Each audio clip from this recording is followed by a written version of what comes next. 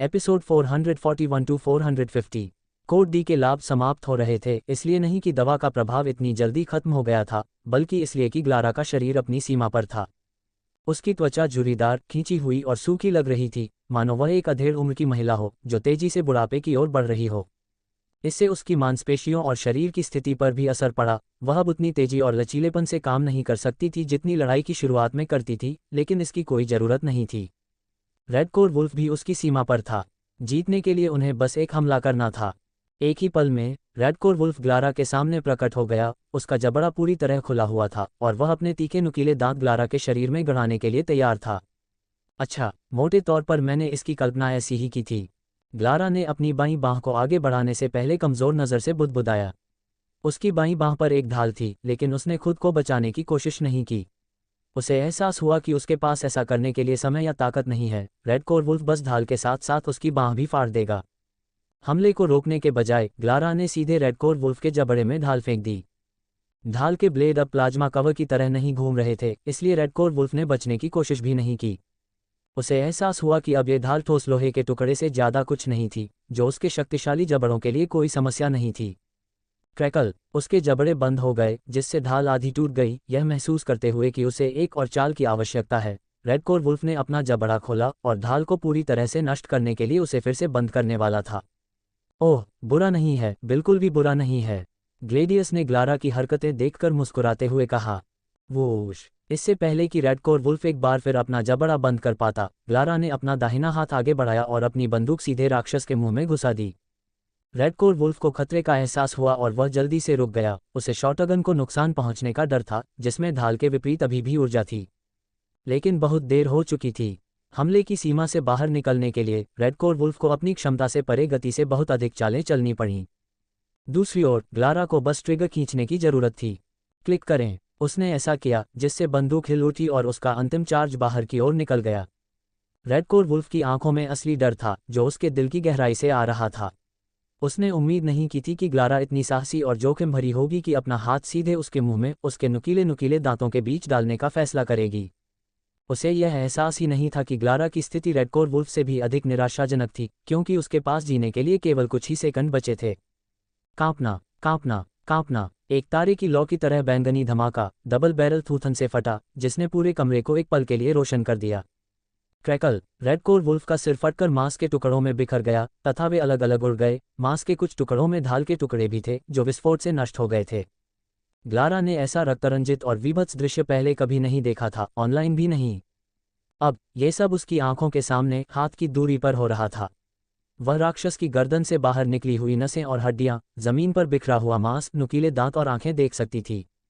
उसका आधा शरीर राक्षस के तेज गंध वाले खून से सना हुआ था, लेकिन उसकी निगाहें शांत और हताश थीं। उसके मन को इस बात की परवाह नहीं थी कि उसने क्या किया है या ये कितना भयानक चित्र है, क्योंकि वह भी मर रही थी। सानो और नट्टा ने एक दूसरे की तरफ देखा। बाकी सब की तरह उनके पास भी देखने के अलावा कोई विकल्प नहीं था। कोड डी के उपयोग के बाद कोई भी चिकित्सा आपूर्ति या तकनीक किसी व्यक्ति को बचाने में सक्षम नहीं थी। जैसा कि एडेन ने पहले कहा था, जीवित रहने का एकमात्र तरीका फैंटम बनना था। पकड़! एडेन ने अपनी आंखें सिकोड़ लीं और शाइनी के क्रिस्टल को जोर से दबाया ताकि वह एक भी पल न चूके। स्पार्क सीकर थोड़ा सा हिल गया, लेकिन एडेन को परेशान नहीं किया। ये खतरनाक था, खासकर जब एडेन इतना केंद्रित था। नल, एक छाया की तरह ग्लेडियस उसके बगल में प्रकट हुआ, जो चुपचाप शाइनी के दाहिनी ओर खड़ा था, काले कांच के क्रिस्टल के माध्यम से ग्लारा को देख रहा था। एक सेकंड से भी कम समय बाद सभी ने अंधेरे में एक चमकीली चमक देखी। ग्लारा भाग्यशाली थी और फैंटम बन गई। उसे स्पार्क मिल गया, हालांकि उसके एक साधारण इंसान के रूप में मरने की 10% संभावना थी। कम से कम एडेन की तो यही राय थी। स्पार्क की प्रकृति ये थी कि जब वह दिखाई देती थी तो वह एक मंद प्रकाश होती थी, लेकिन स्पार्क उस अवस्था में केवल 1 मिलीसेकंड तक ही रहती थी। अगली बात जो घटित हुई वह ये थी कि राक्षस के जीन को अवशोषित कर लिया गया, जिसका नेतृत्व मुख्य जीन ने किया, जो आगे चलकर फैंटम का प्रारंभिक जीन बना। इस बिंदु पर जीन ने अंगारे की तरह काम किया। वे ईंधन थे जो स्पार्क को जितना संभव हो सके भड़कने के लिए अपनी ऊर्जा देते थे, क्योंकि स्पार्क केवल अपनी उपस्थिति के पहले सेकंड तक ही बढ़ सकता था, जिसके बाद यह अपनी वर्तमान शक्ति बनाए रखता था। यही कारण था कि जिन लोगों में स्वाभाविक रूप से स्पार्क विकसित हो गया था, वे नेचुरल बॉर्न फैंटम नहीं बन सके। उनका स्पार्क उस बिंदु तक नहीं बढ़ सका जहां वह व्यक्ति नेचुरल बॉर्न फैंटम बन जाए, क्योंकि इसके लिए स्पार्क के प्रकट होने के समय 100% शुद्ध राक्षस जीन की आवश्यकता थी। दुर्भाग्य से ग्लारा के लिए यह कोई विकल्प नहीं था, क्योंकि रेडकोर वुल्फ के जीन के साथ साथ सानो और नट्टा के जीन की एक छोटी मात्रा भी उसके स्पार्क में चली गई। स्पार्क सीकर के क्रिस्टल की बदौलत ग्लेडियस और एडन इसे स्पष्ट रूप से देख सकते थे। छोटे तारों के रूप में जीन ग्लारा की ओर बढ़े, जो घुटनों के बल गिर पड़ी, क्योंकि उसे सामने केवल मौत ही दिखाई दे रही थी। कुछ तारे, जो कुल तारों का लगभग 1/10वां भाग थे, अन्य की तुलना में थोड़े बड़े थे, क्योंकि उनके साथ अन्य तारों के जीन भी थे, जैसे सानो और नट्टा के जीन। वे सभी स्पार्क की ओर प्रयास करते थे, उसे ऊर्जा से भरना चाहते थे। आमतौर पर ऐसे मामलों में स्पार्क शुद्ध जीन को स्वीकार कर लेता था, जबकि 100% शुद्ध नहीं जीन को पीछे छोड़ दिया जाता था। क्या बकवास है, एडन ने आश्चर्यजनक दृश्य देखकर कहा, ऐसा कुछ जो पहले कभी नहीं हुआ था। कुछ तारे एक ही स्थान पर रुक गए। अजीब बात यह है कि वे सभी 1/10 थे, वे बड़े और दूषित जीन थे। ग्लारा के आंतरिक स्थान का घना अंधेरा उन्हें अंदर नहीं आने देता था। फिर अंधेरा थोड़ा और फैल गया और काले कोहरे की तरह बड़े तारों को छूने लगा। उसी क्षण बड़े तारे कांप उठे तथा उनके जीन विभाजित हो गए, जिनमें से कुछ सानो और नट्टा के थे तथा अन्य 100% शुद्ध रेडकोर वुल्फ के जीन थे। फिर रेडकोर वुल्फ के जीन आगे बढ़ गए, आंतरिक स्थान अब उनके मार्ग को अवरुद्ध नहीं कर रहा था और केवल 100% शुद्ध जीन को ही स्पार्क की ओर बढ़ने की अनुमति मिल रही थी। ग्लेडियस की आंखें एक पल के लिए चौड़ी हो गईं, उसने आज कुछ बिल्कुल नया देखने की उम्मीद नहीं की थी। मैंने सही अनुमान लगाया है न? मैं अपनी आंखों पर भरोसा कर सकता हूं, है न? एडेन ने गहरी नज़र से सिर हिलाया। हाँ, जाहिर है, क्योंकि स्पार्क के प्रकट होने से पहले उसके पास आंतरिक स्थान था, इसलिए उसके आंतरिक स्थान को तैयार होने और आने वाली स्थिति के अनुकूल होने का समय मिला। इसने अनावश्यक जीनों के प्रवेश को अवरुद्ध कर दिया, जिससे केवल रेडकोर वुल्फ के जीन ही बचे। एडेन ने अपनी नज़र ग्लारा पर घुमाई, जिसकी आंखें चमक रही थीं तथा उसके शरीर में सक्रिय रूप से ऊर्जा भर रही थी। इसके अलावा आंतरिक स्थान ने गंदे जीनों को अलग कर दिया, जिससे वे शुद्ध हो गए। ओह, अभी मैंने काम का एक पूरा पहाड़ जोड़ दिया है। फिर ग्लेरा ने सहजता से अपना हाथ उठाया और रिवॉल्व को बुलाया। साम्राज्य पर अधिक अनुभव प्राप्त करें। एडेन ने बोलने से पहले अपनी ठोड़ी उठाई, मानो ये कानून हो। उस विशेषता के कारण वह कोई और नहीं बल्कि नेचुरल बॉर्न फैंटम बन जाएगी। ग्लारा के खून से सने चेहरे पर दर्द से भरी एक खुशनुमा मुस्कान उभरी। उसने देखा कि एक बड़ा चमकीला तारा उसकी ओर आ रहा है, जो किसी भी अंधेरे को मात दे सकता है। ये रेडकोर वुल्फ का प्रारंभिक जीन था, जो एक क्षण बाद रिवॉल्व में प्रवेश कर गया और उसके आंतरिक स्थान में पहुंच गया। चूंकि उसका भाई एक फैंटम था, इसलिए उसे इस बारे में थोड़ा बहुत पता था कि यह सब कैसे हुआ। लेरो ने उसे कई बार बताया कि उसे स्पार्क किस दिन मिला था और उसने अपने पहले राक्षस को कैसे मारा था। निश्चित रूप से ये ग्लारा की तुलना में पूरी तरह से अलग परिस्थितियों में था, क्योंकि लेरो को नेचुरल बॉर्न फैंटम्स के बारे में पता नहीं था और उसके पास उनमें से एक बनने का मौका नहीं था, क्योंकि उसका स्पार्क पहले से ही स्थिर था, जो अपनी उपस्थिति के समय की शक्ति के स्तर को बरकरार रखता था। कितना सुंदर! काश लेरो ये देख पाता, लेकिन ऐसा फिर कभी नहीं होगा। ग्लारा ने मन ही मन बुदबुदाया जब उसने अपने आंतरिक स्थान में चमकती हुई चिंगारी को देखा, जहां जल्द ही एक बर्फ सफ़ेद बीज दिखाई दिया। ये शक्तिशाली विकास वृक्ष के विकास की शुरुआत थी, जो सभी नेचुरल बॉर्न फैंटमों के लिए सामान्य था। कुछ देर बाद ग्लारा ने अपनी आंखें बंद कर लीं और गहरी नींद में सो गई। उसके कंधे रेडकोर वुल्फ के कंधों से टकराए, जो अब इस दुनिया को नहीं देख पा रहा था। ग्लारा को अब किसी चीज़ का खतरा नहीं था। उसकी हालत तेजी से सामान्य हो रही थी, जैसा कि उसकी त्वचा से पता चलता था। वह एक बार फिर से नर्म और लचीली हो गई थी, जैसी एक जवान लड़की की होनी चाहिए। उसे पूरी तरह से ठीक होने में कुछ समय लगेगा, लेकिन उसने अपना काम किया। वह अब एक साधारण इंसान नहीं थी। अच्छा, प्रयोग को सफल माना जा सकता है, एडेन ने कहा और अंततः शाइनी की पूंछ छोड़ दी। साम्राज्य के साथ कहानियां खोजें। शाइनी ने नाराजगी से अपनी आंखें सिकोड़ लीं और अपनी पूंछ को अपने मुंह की ओर करके हल्के दर्द को दूर करने के लिए अपनी लंबी जीभ से उसे चारों ओर से चाटने लगा। तो हम इससे क्या निष्कर्ष निकाल सकते हैं? ग्लेडियस ने एडेन की ओर देखते हुए कहा। वह ये जानने के लिए उत्सुक था कि एडेन इस बारे में क्या सोचता है, क्योंकि वह अंततः परिणामों को व्यावहारिक उपयोग में लाने के लिए प्रयोग कर रहा था। एडेन ने अपनी थोड़ी खुजाते हुए अपने उत्तर पर विचार किया और जो कुछ हुआ था उसे याद किया। संक्षेप में, हमें मृत भूमि में मरते हुए फैंटम के भाई बहनों का निरीक्षण करने की आवश्यकता है। हमें ये पता लगाने की आवश्यकता है कि हाल ही में मृत फैंटम के भाई बहन को आंतरिक स्थान प्राप्त करने के लिए क्या शर्तें पूरी होनी चाहिए, जैसा कि ग्लारा के साथ हुआ था। फिर एडेन ने उसकी ओर एक नज़र डाली और आगे कहा, हमारे विकल्प में 3 शर्तें हैं। 1, इस मामले में एक और फैंटम एडम विंटर है। 2, उसके मृत भाई का नेक्सस, जिसे उन दोनों ने छुआ था। 3, ग्लारा खुद, जो कोई फैंटम नहीं है और लेरो की रक्त संबंधी है। ग्लेडियस ने सिर हिलाया, ये समझते हुए कि एडेन किस बारे में बात कर रहा था। मैं समझ गया। हमें ये देखना होगा कि क्या अन्य भाई बहनों के पास भी वह आंतरिक स्थान होगा जो ग्लारा जैसी ही स्थिति में होगा। एडेन ने सहमति जताने से पहले हल्की सी आह भरी। हाँ, लेकिन इसके अलावा हमें ये भी पता लगाना चाहिए कि क्या तीनों शर्तें वाकई ज़रूरी हैं। हो सकता है कि सिर्फ एक और फैंटम और भाई बहन की ज़रूरत हो सकता है कि एक नेक्सस और भाई बहन ही काफ़ी हों। साथ ही ये पता लगाना भी ज़रूरी है कि क्या उम्र से कोई फ़र्क पड़ता है, क्योंकि ग्लेरा की उम्र 18 साल से कम है। हालांकि मुझे लगता है कि सबसे ज़्यादा संभावना यही है कि तीनों शर्तें ज़रूरी हैं। ग्लेडियस ने हल्के से मुस्कुराकर अपने कंधे उचका दिए। ज़रूर, मैं इस पर गौर करूंगा, लेकिन मैं आपसे सहमत हूं। कई भाई बहनों ने पहले भी अपने मृतक भाई बहनों के नेक्सस को छुआ है। मैं ये सुनिश्चित करूंगा कि इस पर विशेष रूप से ध्यान दिया जाए। फिर एडेन आगे बढ़ा और सोती हुई ग्लारा को गौर से देखने लगा। वह एक प्रेत के रूप में अपना नया जीवन शुरू करने के लिए ताकत हासिल कर रही थी। यदि यह कोई अनोखा मामला नहीं होता और हम इस तरह की घटना को और अधिक लोगों के साथ घटित कर पाते, तो हम नेचुरल बॉर्न फैंटम्स की संख्या में थोड़ी वृद्धि कर सकते थे। ग्लेडियस ने अपनी भौं उठाए और हल्की दिलचस्पी से एडेन की ओर देखा। क्या उन्हें ग्लारा की तरह ही मुश्किल लड़ाई से नहीं गुजरना पड़ेगा? मेरा मतलब है, अगर वुड्स की छाया हस्तक्षेप नहीं करती तो वह एक पर एक लड़ाई में राक्षस को मार देती, स्पार्क प्राप्त करती और अन्य सभी ऐसे फैंटम की तरह नेचुरल बॉर्न फैंटम बन जाती। एडेन ने सिर हिलाया, फिर उसकी नज़र टूटी हुई छाया पर गई। सानो ने खतरनाक व्हाइट थ्रेड मॉन्स्टर को कुछ भी नहीं बनाया था। जैसा कि पता चला है, हम भाग्यशाली हैं कि इस राक्षस ने इसमें कदम रखने का फैसला किया। अन्यथा रेडकोर वुल्फ के जीन दूषित नहीं होते और हमें ग्लारा की विशेषता के बारे में पता नहीं चलता। एडेन ने आगे कहा, आप सही कह रहे हैं, वह अन्य नेचुरल बॉर्न फैंटम्स के समान ही मार्ग से गुजरी थी, लेकिन हम यह नहीं जानते थे कि स्पार्क के बिना प्रकट होने वाला आंतरिक स्थान क्या करने में सक्षम था। ग्लेडियस ने अपनी आंखें सिकोड़ लीं और थोड़ी सावधानी से एडेन की ओर देखने लगा। मुझे लगता है कि खाली आंतरिक स्थान वाले मामलों के लिए ऐसे कठोर उपाय अब आवश्यक नहीं हैं।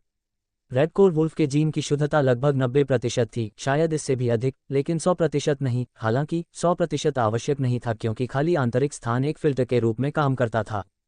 एडेन ने अपनी बात पूरी करने से पहले एक गहरी सांस ली। एक बार जब हम सभी स्थितियों का पता लगा लेंगे और ग्लारा जैसे कुछ भाई बहनों को भर्ती कर लेंगे, तो हम प्रयोगों का अगला सेट करेंगे, जहां हम राक्षस के जीन की शुद्धता को तब तक कम करते रहेंगे जब तक कि हम ये पता नहीं लगा लेते कि हम परीक्षण विषयों की कितनी मदद कर सकते हैं। ग्लेडियस ने सोच समझकर अपनी ठुड्डी को रगड़ा। उसने धीमी आवाज में कहा, मुझे समझ आ गया कि इसकी उपयोगिता क्या हो सकती है। उदाहरण के लिए, अगर एक खाली आंतरिक स्थान 50% शुद्धता पर भी जीन को फिल्टर कर सकता है, तो ऐसे भाई बहन बहुत आसानी से नेचुरल बॉर्न फैंटम बन सकते हैं, है ना? ग्लेडियस ने सुझाव दिया। एडेन ने सिर हिलाया और उसके चेहरे पर चालाकी से भरी हल्की मुस्कुराहट उभर आई। हाँ, सानो और नट्टा परीक्षण विषयों की सहायता करने में सक्षम होंगे। जीन की शुद्धता 100% नहीं होगी, लेकिन इससे कोई फर्क नहीं पड़ेगा क्योंकि उनका आंतरिक स्थान सब कुछ छान देगा। एडेन ने अपने हाथ जोड़ लिए। उसकी अंबर जैसी आंखें ग्लारा को देख रही थीं। ऐसा लगता है कि इस अवसर की बदौलत जल्द ही नेचुरल बॉर्न फैंटम्स की संख्या में थोड़ी वृद्धि होगी। ये सागर में एक बूंद मात्र है, लेकिन ये कुछ तो है। ग्लेडियस ने बेपरवाही से कंधे उचका दिए। कैटरिन को मत भूलना, वह लड़की जिसने हाल ही में प्लेग रीपर के जीन को अवशोषित कर लिया और चमत्कारिक रूप से नेचुरल बॉर्न फैंटम बन गई। एडेन ने सिर हिलाया। हाँ, मुझे याद है, लेकिन कैटरीन की स्थिति को दोहराना और उस पर शोध करना बहुत कठिन है। हम पहले से ही इस पर कुछ काम कर रहे हैं, लेकिन ये कोई त्वरित प्रक्रिया नहीं है। हा हा हा हा हा। ग्लेडियस अपनी हंसी रोक न सका और हंसने लगा। एडेन ने भौहें उठाईं। वह हैरान था। किस बात ने तुम्हें इतना हंसाया? ग्लेडियस ने अपने हाथ फैलाए। कोई बड़ी बात नहीं, मुझे तो बस यह विडंबना ही लगी कि एडम विंटर दोनों ही मौकों पर मौजूद था। वह जो आपके प्रयोग में जीवित बचे भाग्यशाली लोगों में से एक था। ग्लेडियस ने बड़े जोर से मुस्कुराकर कहा। वह न केवल नेचुरल बॉर्न फैंटम बन गया, बल्कि तकनीकी रूप से उसने उनकी संख्या बढ़ाने के 2 नए तरीकों को जन्म दिया। एडेन ने कुछ भी जवाब नहीं दिया। वह बस आगे देखता रहा, चुपचाप सोचता रहा कि क्या हुआ। उसे अपने समय का सही तरीके से उपयोग करके नए प्रयोगों के लिए सही ढंग से सोचना था। अरे, तुम्हें क्या लगता है, उस पल एडम विंटर को क्या महसूस हुआ होगा? अगर तुम दोनों अभी मिलते तो वह क्या कहता? एडेन ने चेहरे पर कोई भाव लाए बिना कहा, मुझे इसकी परवाह नहीं है। उसके पास भी बाकी लोगों की तरह बचने की उतनी ही संभावना थी। ये सब संयोगों की एक श्रृंखला है। मेरे लिए जो मायने रखता है वह है मानवता को जितना संभव हो सके उतना मजबूत बनाना। नैतिकता पीछे की सीट पर है। अज्ञात समय के बाद ग्लारा ने धीरे से अपनी आंखें खोलीं। इस बार वह एक सफ़ेद कमरे में नहीं थी जिसमें लगभग कोई फर्नीचर नहीं था, बल्कि एक आरामदायक कमरे में थी जो किसी व्यक्ति के बहुत ही साधारण निवास जैसा लग रहा था। ग्लारा ने अपने शरीर के चारों ओर देखा, जबकि उसका मन पहले घटित हुई घटनाओं के बारे में सोच रहा था। मैं एक फैंटम बन गई हूँ। खैर, भले ही मैं नेचुरल बॉर्न फैंटम नहीं बनी, फिर भी यह एक अच्छी खबर है। शायद यह और भी बेहतर है। ग्लारा ने कड़वाहट से मुस्कुराया। उसने महसूस किया कि यह तथ्य कि उसके जैसी स्पार्क के बिना एक साधारण व्यक्ति एक प्रेत बन सकता है, पहले से ही अविश्वसनीय था। लेकिन मनुष्य को इस तरह से बनाया गया है कि जब उसे कुछ अधिक मूल्यवान या उच्चतर हासिल करने का अवसर मिलता है, तो पहले के विकल्प या उपलब्धियां कम सार्थक लगने लगती हैं। खैर, यह एक दोधारी तलवार थी, क्योंकि इसने पिछली उपलब्धियों का अवमूल्यन किया, लेकिन लोगों को महत्वाकांक्षी बने रहने की अनुमति दी, चाहे वे कितना भी हासिल करने में कामयाब क्यों न हो जाएं। कुछ लोग सीधे कब्र में चले गए, जबकि अन्य अथाह ऊंचाइयों तक पहुंच गए। क्रैकल साम्राज्य में कहानियों का अनुभव करें। जैसे ही एडेन अंदर गया, दरवाजा खुल गया। नट्टा और सानो ने आज्ञाकारी ढंग से उसका अनुसरण किया। इस बार उसके साथ कोई शाइनी नहीं था, क्योंकि उसकी कोई ज़रूरत नहीं थी। आप गलत हैं, एडेन ने गंभीरता से ग्लारा को घूरते हुए कहा। ग्लेरा ने उसे उलझन भरी नज़र से देखा। तुम नेचुरल बॉर्न फैंटम हो? क्यों? यह मत पूछो, तुम्हें बाद में पता चल जाएगा। ये पता लगाना तुम्हारे छोटे दिमाग के लिए काफ़ी मुश्किल होगा। ग्लेरा एक ही समय में खुश और परेशान दोनों थी। एडेन ने उसका अपमान किया, इसलिए उसे एहसास हुआ कि वह सच कह रहा था, लेकिन अपनी बुद्धिमत्ता के बारे में टिप्पणियां सुनना बिल्कुल भी सुखद नहीं था। अरे, क्या तुम्हें इतना असभ्य होना पड़ेगा? ग्लारा ने अपने गाल फुला लिए। तकनीकी रूप से नहीं, लेकिन आपको मेरी परवाह नहीं करनी चाहिए। मैं आपको एक बार फिर से विकल्प देने आया हूँ। ग्लेरा ने कुछ बार पलकें झपकाईं, वह थोड़ा हैरान थी। एक विकल्प? क्या ये खत्म नहीं हो गया? एडेन ने भारी आह भरते हुए अपना सिर हिलाया। मैं तुम्हें बता रहा हूँ कि तुम मूर्ख हो। अच्छा, ध्यान से सुनो। तुम घर आ सकते हो और मैं तुम्हें एक सामान्य प्रेत की तरह रहने में मदद करूंगा। एकमात्र शर्त यह है कि तुम्हें अपने स्वभाव के बारे में किसी को नहीं बताना चाहिए, लेकिन सेना तुम्हें ये बात 100 बार और बताएगी। एडेन वास्तव में ग्लारा को जाने देने के लिए तैयार था, क्योंकि अब उसमें कोई खास मूल्य नहीं था। वह दूर से उसकी प्रगति की निगरानी कर सकता था। उसके पास ऐसा करने के लिए पूरे गढ़ में पर्याप्त लोग और कनेक्शन थे। ग्लारा के कुछ कहने से पहले ही एडेन दूसरे विकल्प पर चला गया। आप यहाँ भी रह सकते हैं, निश्चित रूप से आप गढ़ में घूमने के लिए स्वतंत्र हैं, अपने परिवार से मिल सकते हैं इत्यादि, लेकिन आप मेरी निगरानी में रहेंगे और मेरी वैधशाला का हिस्सा होंगे। एडेन ने अपना हाथ हल्का सा हिलाते हुए कहा। जब मेरे पास खाली समय होगा तो मैं आपके फैंटम पथ में आपकी सहायता करूंगा, आपका अध्ययन करूंगा और आपको सही उपकरण, मिशन, शत्रु आदि से मिलाऊंगा, ताकि यह सुनिश्चित हो सके कि आप यथासंभव शीघ्रता और कुशलता से विकास करें। ग्लारा ने सोचा। शुरू में तो वह पहला विकल्प चुनने के लिए तैयार थी, लेकिन उसे एहसास हुआ कि ऐसे प्रस्ताव को अस्वीकार करना मूर्खता होगी। लेकिन एडेन ने एक लंबा विराम लेने से पहले कहा, जब आप यहाँ हो और हम काम कर रहे हों तो मैं आपकी पूरी आज्ञाकारिता की मांग करता हूँ। मैं यहाँ राजा और भगवान हूँ, और आपका दर्जा इतना ऊंचा नहीं है कि आप विरोध कर सकें। कदम। एडेन आगे बढ़ा, अपने हाथों को अपने लंबे सफ़ेद कोट की जेबों में डाला और अहंकार से अपनी ठुड्डी को ऊपर उठाया, तथा ग्लारा को ऊपर से नीचे तक घूरने लगा। तो तुम्हारा क्या विकल्प है? जल्दी सोचो, मैं तुम्हारा बहुत समय बर्बाद कर रहा हूँ। ग्लेरा ने अपने होंठ काटे। जब उसे एक कठिन निर्णय लेना था, तब एडेन उस पर दबाव डाल रहा था, लेकिन निर्णय लेने के लिए उसे केवल एक विवरण जानने की आवश्यकता थी। वह फैंटम जो मेरे भाई के साथ मिशन पर था, उसका नाम एडम है। वह किस स्तर पर है? एडेन की आंखें चमक उठीं और उसने तुरंत और स्पष्ट उत्तर दिया, K2। अभी तुम K0 हो। उन्होंने इसके अलावा कुछ नहीं कहा। उन्हें उत्सुकता थी कि ग्लेरा आगे क्या कहेगी। तो 2 स्तरों से गुजरना होगा, ग्लारा ने फुसफुसाया। फिर वह एडेन को गौर से देखने लगी। अगर मैं आपके संरक्षण में चला जाऊं, तो कितनी जल्दी मैं उसके स्तर तक पहुंच सकता हूं? मेरा भाई एडम के साथ उसके आखिरी मिशन पर था। मुझे भी कम से कम एक बार ऐसा करना चाहिए। नट्टा और सानो ने एक दूसरे पर नजर डाली। उनके होठों के कोने ऊपर उठकर शरारती मुस्कान बना रहे थे। अब वे सुनना चाहते थे कि एडेन क्या कहेगा, क्योंकि तकनीकी रूप से अपने प्रश्न के साथ ग्लेरा एडेन को ये बताने के लिए मजबूर कर रही थी कि वह एडम को एक प्रेत के रूप में क्या सोचता है। सबसे पहले, वह तुम्हारे जैसा है, नेचुरल बॉर्न फैंटम, इसलिए तुम्हारा उस पर कोई लाभ नहीं है। एडेन ने कठोरता से कहा, जिससे ग्लारा की एडम के स्तर तक पहुंचने या उससे आगे निकलने की उम्मीदें टूट गईं। दूसरा, आपको फैंटम बनने के अपने पहले दिनों या हफ्तों में न मरने के बारे में सोचना चाहिए। आप K2 स्तर से बहुत दूर हैं। तीसरा, इसे नकारना मूर्खता होगी, लेकिन एडम विंटर की क्षमता वाकई बहुत बढ़िया है। वह बहुत जल्दी K2 स्तर पर पहुंच गया और कई खतरनाक राक्षसों के साथ लड़ाई में बच गया। शायद इससे उसे बचने और प्लेग रीपर के खिलाफ लड़ाई जीतने में मदद मिली, वह राक्षस जिसने आपके भाई को मार डाला था। एडेन के अंतिम शब्दों पर ग्लेरा का चेहरा काला पड़ गया। वह युद्ध के मैदान में नहीं गई थी, लेकिन प्लेग रीपर की उपस्थिति कई मीडिया स्रोतों के लिए सनसनी थी। उन्होंने फ्यूम कैथेड्रल के पास जो कुछ हुआ था उसके बारे में विस्तार से लिखा और जितना संभव हो सके उतनी जानकारी इकट्ठा करने की कोशिश की। चूंकि यह घटना उसके भाई की मृत्यु से संबंधित थी, क्लारा ने लगभग हर वह लेख पढ़ा था जिसमें इस युद्ध का उल्लेख था। वह जानती थी कि शीर्ष एक राक्षस प्लेग रीपर कितना भयानक था और फैंटम्स को जीवित रहने और युद्ध जीतने के लिए किन कौशलों और सहज ज्ञान की आवश्यकता थी। यद्यपि उनकी टीम के आधे सदस्य मर चुके थे, फिर भी इस मिशन को एक बड़ी सफलता माना गया, क्योंकि एक मृत प्लेग रीपर का मतलब था दर्जनों जीवित फैंटम अपना काम कर रहे थे।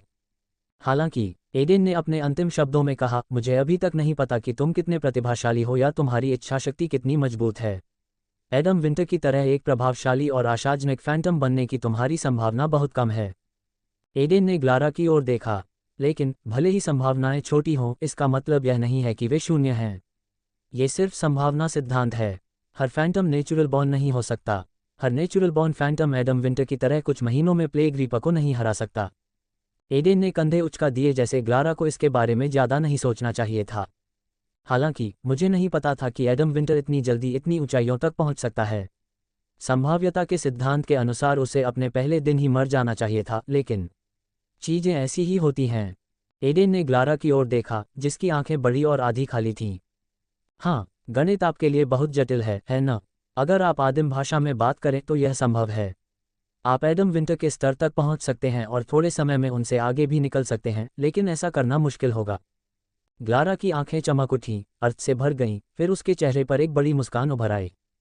ठीक है, तो मैं दूसरा विकल्प चुनती हूँ। तुम एक अजीब व्यक्ति हो, लेकिन कोई बात नहीं। ग्लारा चुप हो गई।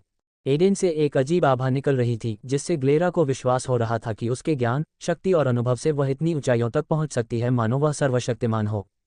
एडेन ने कंधे उचका दिए, उसे इसकी परवाह नहीं थी कि वह क्या कहने वाली थी। अच्छा, मैं 1 घंटे में तुमसे मिलूंगा। अपने आप को साफ करो और भगवान के लिए जाकर नहा लो। तुम बदबूदार हो, मैं यहाँ से इसकी गंध महसूस कर सकता हूँ। एडेन ने नाक के सामने हाथ हिलाते हुए भौहें से कुड़ी। ग्लेरा शर्म से लाल हो गई। मैं अभी उठा हूँ। ग्लेरा को स्वतंत्र वैज्ञानिकों में से एक, एडेन हैंक के संरक्षण में एक लंबी यात्रा का इंतजार था। शायद वह जल्दी ही अपने भाई या एडम के स्तर तक पहुंच जाएगी, या शायद वह अपने पहले मिशन पर मर जाएगी। हालांकि यह असंभव था कि ग्लारा के अपने अधीनस्थ बन जाने के बाद एडन ऐसी किसी बात की अनुमति देगा। अन्य सभी दिनों की तरह इस दिन भी विभिन्न महत्व की अनेक घटनाएं घटीं। रात शुरू हो चुकी थी, आकाश में असंख्य तारे छा गए थे, लेकिन जल्द ही क्षितिज रेखा से धीरे धीरे उगते सूरज ने उनका स्थान ले लिया। एडम ने धीरे से अपनी आंखें खोली, चारों ओर देखा और उसे एहसास हुआ कि वह सिल्वाना के अपार्टमेंट के हॉल में सोफे पर था। सिल्वाना अभी भी सो रही थी। वह आमतौर पर एडम से बहुत पहले उठ जाती थी ताकि दिन की योजना बना सके और संगठनात्मक मुद्दों से निपट सके, यदि कोई हो। लेकिन चूंकि वे दोनों छुट्टियों पर थे, इसलिए आज उसने अलार्म न लगाने का निर्णय लिया और जब तक उसका शरीर चाहे तब तक सोने का निर्णय लिया। हाँ, शायद हमें कम से कम एक सुबह के लिए अपना स्थान बदल लेना चाहिए, एडम ने बड़बड़ाते हुए कहा। उसके पेट में गड़गड़ाहट हो रही थी। और भी बड़ी बात है, कल हमने जो कुछ भी खाया, उसके बावजूद मुझे फिर से भूख लगी है। अरे, यह अजीब है कि यह कैसे काम करता है। एडम ने थोड़ा सा मुंह सिकोड़ा और फिर सोफे से उतरकर रसोई की ओर चला गया। रास्ते में वह किसी बूढ़े की तरह बड़बड़ाया, आप दिन भर वसायुक्त और उच्च कैलोरी वाला भोजन खा सकते हैं, लेकिन अगले दिन आपको फिर भूख लगेगी। एडम ने अपना हाथ हिलाया। हालांकि ये स्वीकार करना उचित है कि ये दूसरे तरीके से भी काम करता है। भले ही आपने 1 सप्ताह तक कुछ भी नहीं खाया हो, एक भरपेट भोजन पर्याप्त है। आपको पूरे सप्ताह अपनी भूख मिटाने के लिए 10 किलो भोजन खाने की ज़रूरत नहीं है। एडम ने कंधे उचकाकर कॉफ़ी का एक बैग निकाला। ये दूसरी सबसे महंगी और दुर्लभ कॉफ़ी थी जो एडम ने सिल्वाना के लिए खरीदी थी। उनके पास कल ही एक कॉफ़ी आजमाने का समय था, इसलिए एडम ने इस अवसर को बर्बाद न करते हुए कुछ और आजमाने का फैसला किया। उसे उम्मीद थी कि यह कॉफ़ी उसके द्वारा खर्च किए गए पैसे के लायक होगी। 20 मिनट बाद सिल्वाना ने अपनी आंखें खोलीं। रसोई से आ रही कॉफ़ी की सुगंध ने उसकी नींद खोलने में बड़ी भूमिका निभाई। सिल्वाना ने जम्हाई ली, अपनी बाहें फैलाईं और आंखें मलते हुए रसोई की ओर चली गई। गुड मॉर्निंग या गुड आफ्टरनून हो चुका है, सिल्वाना ने चेहरे पर हल्की मुस्कान के साथ कहा। उसने एडम की तरफ देखा और एक पल के लिए उसकी आंखें चौड़ी हो गईं। उसने न केवल कॉफ़ी बनाई बल्कि उनके लिए कुछ सैंडविच भी तैयार किए। कॉफ़ी के अलावा मिठाई के लिए कुछ चॉकलेट कैंडी भी थीं। वाह, अगर ऐसा ही चलता रहा तो मैं आलसी हो जाऊंगी। अगर मैं तुम्हारी जगह होती तो ज़्यादा सावधान रहती। सिल्वाना ने सैंडविच लेने और पहला निवाला खाने से पहले मुस्कुराए। एडम ने उत्सुकता भरी नज़र से उसकी ओर देखते हुए अपने कंधे उचका दिए। टोस्टेड टोस्ट, टमाटर के छल्ले, पनीर के टुकड़े, साग और हैम। आपको क्या लगता है? एडम ने पूछा, ये समझाते हुए कि सैंडविच के अंदर क्या था। सिल्वाना ने सिर हिलाया। ये बुरा नहीं है, लेकिन मैं इसमें थोड़ी और सब्जियां डालूंगी। सिल्वाना ने सैंडविच को देखा, जिसमें मांस, सॉस और पनीर बाकी सभी चीज़ों से 5 या 6 गुना अधिक था। एडम ने अपने हाथ फैलाए। मैं इसी तरह खाना बनाती हूँ। आज सुबह मैं ही खाना बना रही थी, इसलिए मैं कोई शिकायत नहीं, केवल प्रशंसा या रचनात्मक आलोचना स्वीकार करती हूँ। सिल्वाना मुस्कुराए। हाँ, तुम तो बहुत खराब खाना बनाओगे। कॉफ़ी का क्या वह तैयार हो गई है? सिल्वाना ने दोनों कपों की ओर देखते हुए पूछा। अपने लिए एडम ने लेटे बनाया। वह ताकत और कड़वाहट के एक और झटके के लिए तैयार नहीं था, लेकिन सिल्वाना के लिए उसने एस्प्रेसो बनाया क्योंकि उसे एहसास हुआ कि उसके लिए ये सबसे अच्छा विकल्प था। सिल्वाना ने एडम की चौकस निगाहों के सामने पहला घूंट लिया। उसे उम्मीद थी कि यह कॉफ़ी पिछली कॉफ़ी जितनी ही अच्छी होगी। बुरा नहीं, बिल्कुल भी बुरा नहीं। एम्पायर की नई कहानियों का आनंद लें। तभी सिल्वाना ने एडम पर एक नज़र डाली। तो क्या आपने तय कर लिया है कि हम कब तक आराम करेंगे? एडम ने सिर हिलाया। हाँ, मुझे लगता है कि कुछ दिन हमारे लिए सामान्य स्थिति में आने और नई योजनाओं के लिए तैयार होने के लिए पर्याप्त समय होंगे। वैसे, जाने से पहले मैं आपकी मदद मांगना चाहता था। सिल्वाना ने अपनी भौहें उठाईं। वह थोड़ी उलझन में थी। ज़रूर, मैं जो कर सकता हूँ करूँगा। क्या इसका डेडलैंड से कुछ लेना देना है? सिल्वाना ने सुझाव दिया। एडम ने अपना सिर हिलाया और अपने सिर के पीछे खुजलाया। नहीं, असल में आपको मेरी माँ से बात करनी होगी। मैं बस सेकंड रिंग में एक नया घर खरीदना चाहता हूँ, एडम ने समझाया। सिल्वाना की आंखें चौड़ी हो गईं। उसे स्पष्ट रूप से उम्मीद नहीं थी कि एडम इतनी जल्दी अपना घर बदलने का फैसला कर लेगा, ये देखते हुए कि उसका परिवार इस घर में सिर्फ कुछ महीने ही रहा था। एडम खुद भी अपने घर में कुछ ही बार आया था और वह पहले से ही एक नई जगह पर जाने के लिए उत्सुक था। ओह, ठीक है, पिछले मिशन के बाद कैटरिन के अनुरोध को पूरा करने के बाद आपने काफ़ी पैसा कमाया है न? सिल्वाना ने कहा। उसे याद आया कि दूसरे रिंग में आवास की कीमतें कितनी थीं।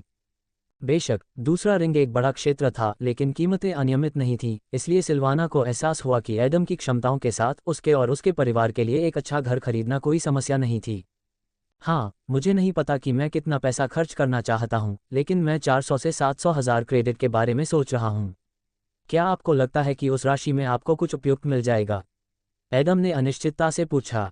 लियोना के साथ उन्होंने जो विकल्प देखे थे वे बुरे नहीं थे, लेकिन कुछ भी उत्कृष्ट नहीं था। हाँ, चिंता मत करो। कुछ दिनों में भुगतान करने के लिए तैयार रहो, मैं सब कुछ बेहतरीन तरीके से कर दूंगी। सिल्वाना ने जवाब दिया। उसके चेहरे पर एक दयालु मुस्कान थी। एडम ने सिर हिलाया और फिर सिल्वाना के पास जाकर उसे कसकर गले लगा लिया।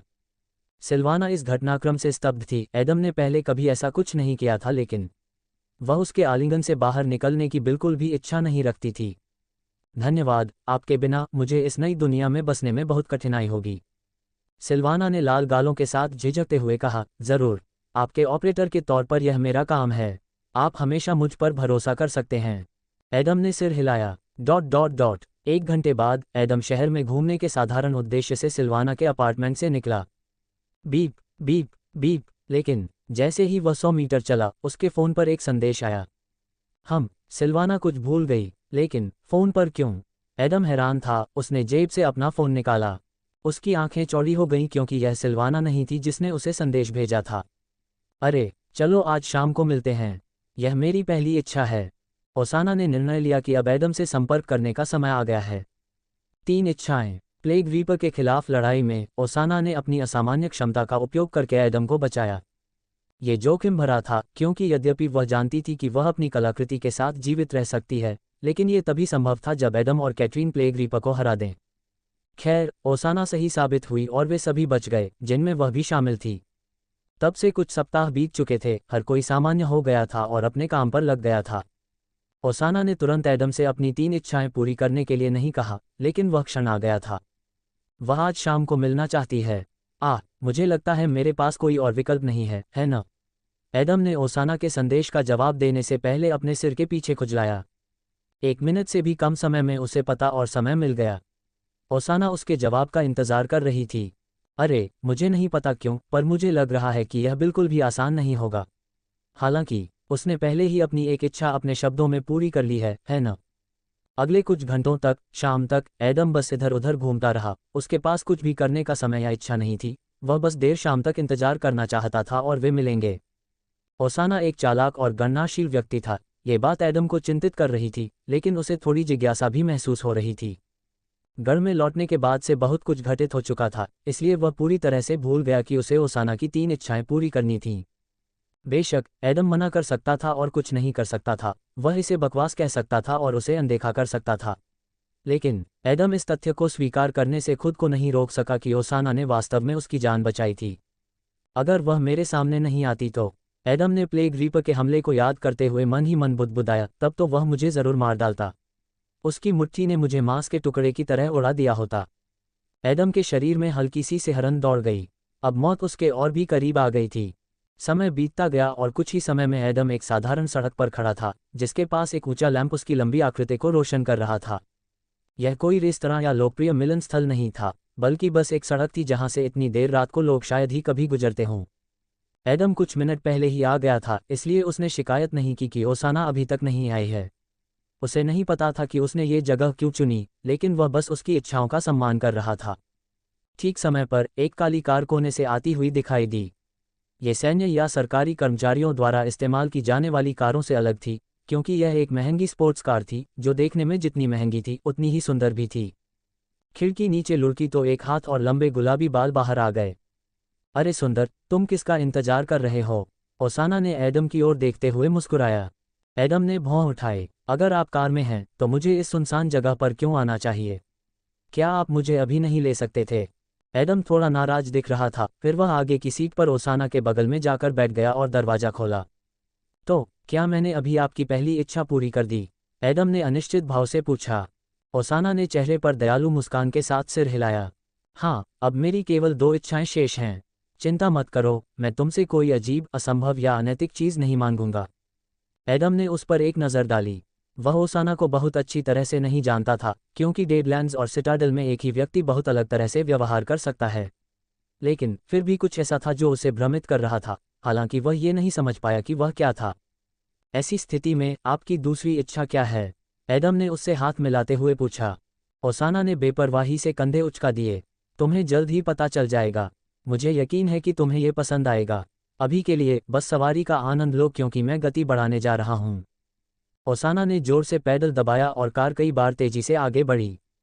एडम की आंखें एक पल के लिए चौड़ी हो गईं, क्योंकि उसे सीट पर तेजी से दबाया गया था। वह इतनी तेज गति वाली कारों में कभी नहीं बैठा था, लेकिन होश में आने में उसे केवल कुछ सेकंड लगे। अजीब बात यह है कि वे प्रथम रिंग की ओर जा रहे थे, इसलिए वहां पहुंचने में उन्हें काफी समय लग गया। हालांकि प्रथम रिंग में एक बार भी ओसाना केंद्र या उन क्षेत्रों में नहीं गई जहां रेस्तरां, नाइट क्लब और अन्य मनोरंजन स्थल थे। इसके बजाय वे प्रथम रिंग के दूर वाले हिस्से में चले गए, जो उन कुछ स्थानों में से एक था जहां अब शांति थी, और वहां कई परित्यक्त और अधूरी इमारतें थीं जिन्हें विभिन्न कारणों से अभी तक तोड़ा या पुनर्निर्मित नहीं किया गया था। लाइटें ठीक से काम कर रही थीं, लेकिन कम और मंद थीं, क्योंकि लोग यहां बहुत कम आते थे। ये पड़ोस ऐसा था जहां गरीब लोगों का रहना चाहिए था, लेकिन वहां कोई नहीं रहता था, क्योंकि फर्स्ट रिंग में इतने गरीब लोग नहीं थे। तो ओसाना को कई लाख क्रेडिट की कीमत वाली कार लेकर यहां आने की क्या जरूरत थी? क्रैकल। ओसाना ने दरवाजा खोला और इससे पहले कि एडम कुछ कर पाता, वह उसके दरवाजे पर थी और उसने उसके लिए रास्ता खोल दिया। चलो चलें, मुझे लगता है कि अब तक ये तैयार हो जाना चाहिए। एडम ने सिर हिलाया। उसे थोड़ा अजीब लगा, क्योंकि ओसाना उसके साथ ऐसे पेश आ रही थी जैसे वह कोई महत्वपूर्ण मेहमान हो या फिर वह उसकी अनुरक्षक हो। ओसाना का पीछा करते हुए वे एक गली में पहुंचे जो पूरी तरह से अंधेरी और अनाकर्षक थी। फिर वे एक पुरानी सीढ़ी से नीचे उतरे और खुद को एक भारी लोहे के दरवाजे के सामने पाया। बाकी सब चीजों से अलग, दरवाज़ा नया और साफ दिख रहा था। सीढ़ियां पत्थर की थीं, धूल और दरारों की मोटी परत से ढकी हुई थीं, और उसके चारों ओर ईंटों की फर्श भी, लेकिन लगता था कि समय ने इस दरवाजे को बचा लिया है। दस्तक, दस्तक, दस्तक। ओसाना ने 3 बार दस्तक दी, लेकिन दूसरी तरफ से कोई प्रतिक्रिया नहीं आई। फिर उसने कुछ और बार कोशिश की। दस्तक के बीच का समय और दस्तक की संख्या बदलती रही, जैसे कि यह कोई गुप्त कोड हो। क्रैकल। आखिरकार दरवाज़ा खुला। एक मध्यम आकार का कमरा दिखा जो किसी पुराने ज़माने के आलीशान रेस्तरां जैसा था। वहाँ कोई स्क्रीन नहीं थी, कोई रोबोट नहीं था, कोई धातु या अन्य विवरण नहीं था जो आधुनिक रेस्तरां अपने डिज़ाइन और आराम के लिए इस्तेमाल करते हैं। बस एक बड़ी गोल लकड़ी की मेज, हल्की रोशनी वाले झूमर, ओक की अलमारियां जिनके पीछे छिपे हुए सेट और शराब की महंगी बोतलें थीं। मेज पर एक बड़ी मोमबत्ती थी जो ढक्कन से ढकी 2 ट्रे के बीच धीरे धीरे जल रही थी। कांटे और चाकू पहले से ही रखे हुए थे। अजीब बात यह थी कि कमरे में कोई नहीं था। दूर एक और दरवाज़ा था जहां से ओसाना और एडम के अंदर जाने से पहले कोई बाहर निकल सकता था। कदम कदम कदम। ओसाना आत्मविश्वास से भरी चाल के साथ आगे बढ़ी और एक कुर्सी को पीछे धकेल दिया, लेकिन बैठी नहीं। इसके बजाय उसने खाली सीट की ओर इशारा करते हुए हाथ हिलाया। आगे बढ़ो और बैठो, ओसाना ने चेहरे पर हल्की मुस्कान के साथ कहा। एडम ने धीरे से सिर हिलाया जब दरवाजा उसके पीछे बंद हुआ, अपने आकार के बावजूद ये चुपचाप और लगभग किसी के ध्यान में आए बिना हुआ। उसे नहीं पता था कि ओसाना ऐसा क्यों कर रही थी, लेकिन उसने विरोध नहीं किया। आखिरकार यह उसकी इच्छा थी। जब एडम बैठ गया तो ओसाना मुस्कुराई और उसके सामने वाली दूसरी सीट पर बैठ गई। अब समय आ गया है तुम्हें मेरी दूसरी इच्छा के बारे में बताने का, ओसाना ने कहा और उसके चेहरे पर एक धूर्त मुस्कान उभर आई। एडम ने उसकी बात ध्यान से सुनी। मैं चाहती हूं कि तुम मेरे साथ यह डिनर साझा करो। मुझे यकीन है कि तुम्हें यह पसंद आएगा। ओसाना ने ढक्कन उठाने से पहले मुस्कुराते हुए डिश को दिखाया। एडम की आंखें चौड़ी हो गईं। यह आधा हृदय था जो काफी हद तक मानव हृदय जैसा था, और किसी कारण से वह दिल उसे जाना पहचाना लगा। एम्पायर पर विशेष सामग्री खोजें, ओसाना ने कहा। यह प्लेग रीपर का हृदय है। सभी लोग अच्छा खाना खाना पसंद करते हैं। जो लोग गरीबी से बाहर निकलने में कामयाब रहे और जिनके पास कुछ अतिरिक्त पैसे थे, उन्होंने नए और अनोखे स्वाद की खोज की, महंगे रेस्तरां में गए या अनोखे उत्पाद खरीदे। लेकिन ये सब उस चीज़ की तुलना में फीका पड़ गया जो मृत भूमि मानव जाति को प्रदान करती थी।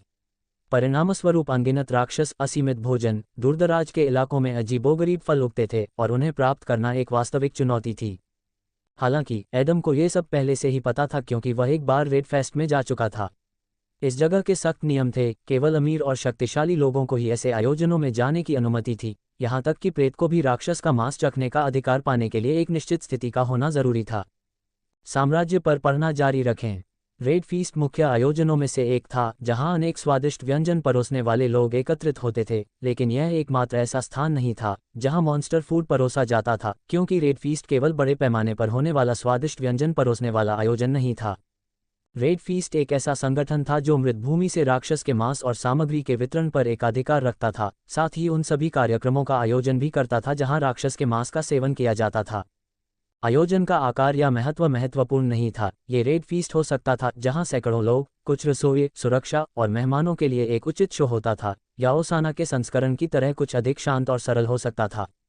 इस रात्रिभोज का आयोजन करने के लिए उसे रेड फेस्ट से मदद और अनुमति मांगनी पड़ी। उन्होंने एक स्थान चुना, नियमों और सामग्री, लोगों की संख्या, समय, स्थान और सैकड़ों अन्य विवरणों पर चर्चा की। लाल पर्व का प्रशासन अपने काम को पूरी सख्ती और गंभीरता से करता था, क्योंकि उनके लिए उनकी प्रतिष्ठा से अधिक महत्वपूर्ण कुछ नहीं था जो कि त्रुटिहीन और अडिग थी। निश्चित रूप से अधिकांश लोग और यहाँ तक कि कई फैंटम, विशेष रूप से नए लोगों और K0S के बीच, रेड फीस्ट और राक्षस मांस रात्रिभोज के अस्तित्व के बारे में भी नहीं जानते थे। लेकिन इससे कोई फर्क नहीं पड़ा।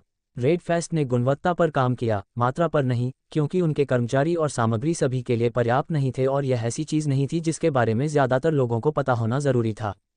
प्रभावशाली राजनेता, व्यवसायी, सैन्यकर्मी तथा बिग थ्री के सदस्य रेड फीस्ट के ग्राहक थे, तथा मजबूत फैंटम भी इसके ग्राहक थे। लाल भोज के शक्तिशाली प्रभाव के लिए यह पर्याप्त था, विशेषकर इसलिए कि लाल भोज का स्वामी कोई शक्तिशाली व्यक्ति था। प्लेग रीपर का दिल, एडम ने अपनी आंखें चौड़ी करके बुदबुदाया। उसे अपने कानों और आंखों पर यकीन नहीं हुआ, लेकिन सहज रूप से उसे पता था कि ओसाना झूठ नहीं बोल रही थी।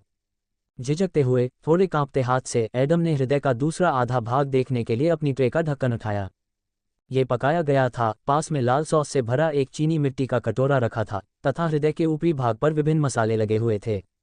हालांकि इन सब के बावजूद शेफ दिल के मूल स्वरूप को संरक्षित करने में कामयाब रहे। ये प्राकृतिक, अजीब और अप्रस्तुत आंखों के लिए अप्रिय था। यदि कोई किशोर या सामान्य व्यक्ति इसे देख लेता तो उसका चेहरा घृणा से विकृत हो जाता या वह उल्टी कर देता। वह कांटे से भी बड़े दिल को छूना नहीं चाहता। लेकिन एडम और ओसाना को इस अनोखे व्यंजन के प्रति एक अजीब आकर्षण महसूस हुआ, जैसे कि फैंटम्स और उन लोगों के प्रति जिन्होंने प्लेग रीपर को मार डाला था। यही कारण था कि ये दिल यहाँ, इस मेज पर और गढ़ में था। कैसे और क्यों? एडम ने ओसाना की ओर गौर से देखते हुए पूछा। ओसाना ने संतुष्ट होकर मुस्कुराया। उसे उम्मीद थी कि एडम आश्चर्यचकित होगा और उसकी प्रतिक्रिया उसके लिए पूरी तरह से अनुकूल थी। खैर, मैं इसे नहीं छिपाऊंगा, हमारे दस्ते द्वारा प्लेग रीपर को मार डालने के बाद भी मुझे प्लेग रीपर का दिल पाने के लिए बहुत प्रयास करना पड़ा और घंटों बातचीत करनी पड़ी। ओसाना ने अपना हाथ हल्का सा हिलाते हुए आगे कहा, मैं रेड फीस्ट के नियमों के अनुसार अधिकांश मामलों में सूट और मास्क पहनना नहीं चाहता था, क्योंकि तब आप प्रभावित नहीं होंगे और इस मामले में यह अनावश्यक होगा। एडम ने सिर हिलाया। मैं समझ गया, यही कारण है कि हम जैसे ही यहाँ पहुंचे वेटर चला गया और आपको कोड दर्ज करने के लिए कई बार दरवाजा खटखटाना पड़ा। एडम को पता था कि रेड फेस्ट में उनके किसी भी कार्यक्रम में गुमनाम रहना महत्वपूर्ण था। बेशक कुछ हद तक गुमनाम रहना सशर्त था, क्योंकि बहुत से लोग जानते थे कि कौन किस छद्म नाम से छिपा हुआ है, लेकिन ये सभी को नहीं पता था, केवल करीबी लोगों को ही पता था। हाँ, ओसाना मुस्कुराए। वास्तव में मैं प्लेग रीपर का हृदय केवल 3 कारणों से ही प्राप्त कर सका। ओसाना ने 3 उंगलियां दिखाईं। एडम ने उसे प्रश्नवाचक दृष्टि से देखा। 1, हम ही थे जिन्होंने इस प्लेग रीपर को मारा था। दूसरा, मेरे संबंध और प्रभाव, लेकिन मैं इसके बारे में बाद में बात करूंगा। और तीसरी और सबसे महत्वपूर्ण बात यह है कि आप, एडम विंटर, इस रात्रिभोज में यहाँ होंगे। इससे पहले कि एडम कुछ कह पाता, ओसाना ने समझाया, बेशक ये कैटरिन ही थी जिसने अंतिम हमला किया और प्लेग रीपर को मार डाला, लेकिन यह उन आम लोगों के लिए भी स्पष्ट है जिन्होंने युद्ध के फुटेज देखे हैं कि किसने सबसे अधिक प्रभाव डाला। रेड फेस्ट के प्रशासन को एहसास है कि आपके बिना प्लेग रीपर ने वहां सभी को मार डाला होता। ओसाना ने आगे बढ़कर एडम की हथेली को छूते हुए कहा, तुम्हें पता नहीं है कि कितने अमीर और शक्तिशाली लोग उस दिल को चाहते थे, लेकिन सौभाग्य से रेड फेस्ट अपने नियमों और प्रतिष्ठा को सबसे ऊपर रखता है। इस दुनिया के सभी लोगों में से तुम किसी और से ज्यादा उस दिल का स्वाद चखने के हकदार हो। एडम ने गला साफ किया। उन्हें तो ये भी एहसास नहीं था कि इस रात्रिभोज की तैयारी के साथ साथ इसका इतिहास भी इतना जटिल और लंबा है। रेड फीस्ट, अरे, ये दूसरी बार है जब मैं उनसे मिला हूं और उनका कोई भी व्यक्ति इस समय यहाँ नहीं है, लेकिन मुझे ये स्वीकार करना होगा कि मुझे उनके काम करने का तरीका पसंद है। तभी एडम ने नीचे देखा। प्लेग रीपर के हृदय का स्वाद चखने की उसकी इच्छा चरम पर थी, उसके मुंह से लार बहने को तैयार थी। तो आप क्या सोचते हैं, क्या आप इस रात्रिभोज से संतुष्ट हैं? ओसाना ने पूछा। उसके शब्दों से ऐसा लग रहा था कि वह अनिश्चित और संदिग्ध थी, लेकिन उसका स्वर शांत और चालाक था, जिससे पता चल रहा था कि यह सब उसकी योजना का हिस्सा था। हालांकि उसने इस रात्रिभोज की तैयारी और मुख्य सामग्री जुटाने में सचमुच बहुत अच्छा काम किया था। एडम ने मुस्कुराकर उसका हाथ एक तरफ किया और चाकू और कांटा पकड़ लिया। जरूर, मेरा धैर्य खत्म हो रहा है। हालांकि मैं ये जानने के लिए उत्सुक हूं कि तुम ये सब क्यों कर रहे हो। तुम अपनी 3 में से 2 इच्छाएं पहले ही पूरी कर चुके हो। ईमानदारी से कहूं तो मुझे उम्मीद थी कि यह मेरे लिए ज्यादा मुश्किल और कठोर होगा और तुम्हारे लिए अनुकूल होगा। ओसाना ने मुस्कुराते हुए अपने हाथ की हथेली से अपना मुंह ढक लिया। शायद तुम्हें मेरे बारे में गलत धारणा है। ओसाना ने आंखें सिकोड़ते हुए कहा, मत भूलो, मेरी एक और इच्छा बाकी है। मैं तुम्हें भरोसा दिलाती हूं, तुम निराश नहीं होगे। एडम ने कंधे उचकाए। वैसे आप भी के 2 तक पहुंच गए हैं, है ना? मैं इसे आपकी आभा से महसूस कर सकता हूं। ओसाना के होठों के कोने ऊपर उठ गए, जिससे हल्की मुस्कान आ गई। हाँ, लेकिन मुझे नहीं लगता कि अभी यह महत्वपूर्ण है। चलो भोजन की ओर बढ़ते हैं। एडम ने पहला टुकड़ा काटने से पहले सिर हिलाया, उसे आंशिक रूप से सॉस में डुबोया और उसे अपने मुंह में ले जाकर एक वांछित निवाला खाया। एसेंस थंडर डेमन के बाद प्लेग रीपर एडम का सबसे मजबूत प्रतिद्वंद्वी बन गया। यह आश्चर्य की बात नहीं थी, क्योंकि उनमें से एक सभी पर्पल थरेट राक्षसों में शीर्ष 1 और दूसरा शीर्ष 2 था। अजीब बात यह है कि एडम ने इन 2 राक्षसों का मांस ही चखा था। हर बार यह उसकी इच्छा से नहीं बल्कि संयोग से हुआ था। रेड फेस्ट में, जहां मैग्नस ने उसे आमंत्रित किया था, मुख्य भोजन एसेंस थंडर डेमन का मांस था जिसे उसने मारा था। अब उसके सामने प्लेग रीपर का हृदय था और इसका श्रेय पूरी तरह से ओसाना को जाता था, क्योंकि उसने पूरी चीज का आयोजन किया था। ये समझना जरूरी था कि रेड फेस्ट के बाजार में उनके मांस की दुर्लभता काफी अलग थी। ये सिर्फ उनकी ताकत और बार बार दिखने का अंतर नहीं था। प्लेग रीपर्स थंडर डेमन्स की तुलना में बहुत कम थे और वे खुद को बहुत कम बार दिखाते थे। उनका आकार भी महत्वपूर्ण था। एसेंस थंडर डेमन एक विशाल राक्षस था जिसका वजन सैकड़ों किलोग्राम था। उसकी मांसपेशियां बहुत बड़ी थीं, जो उसके पूरे शरीर पर फैली हुई थीं, और वह मांस था।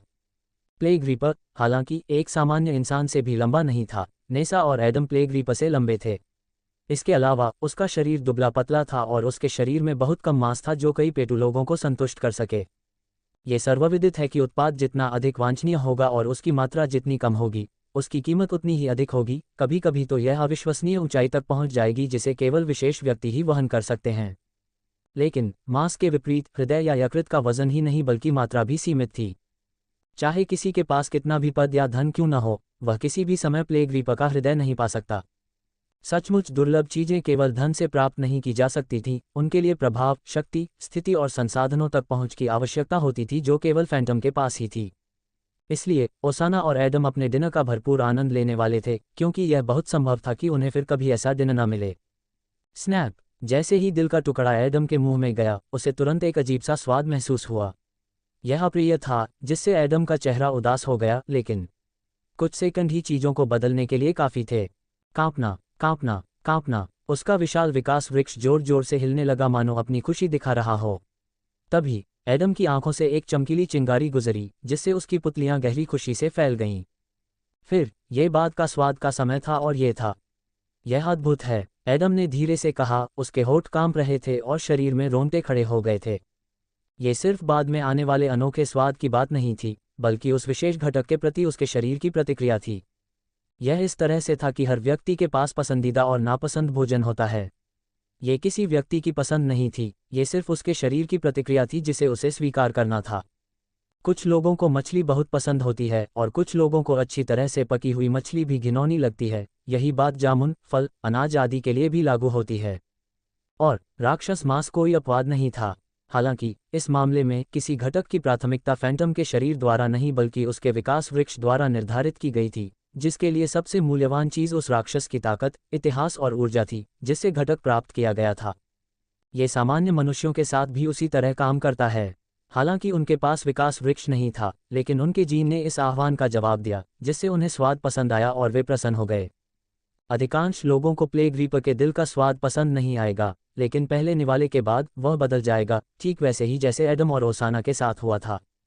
मौन। कुछ देर तक वे चुप रहे, बस एक दूसरे को देखते रहे, मानो पूछ रहे हो, क्या तुम्हें यह पसंद आया?